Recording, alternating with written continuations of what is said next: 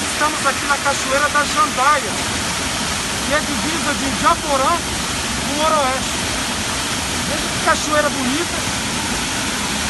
O leito desse rio, que também é de basalto, é o Córrego Formoso.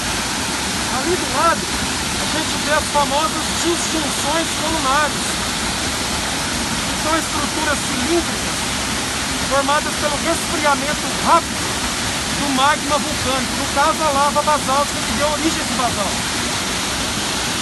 Tem a cachoeira que é muito bonita.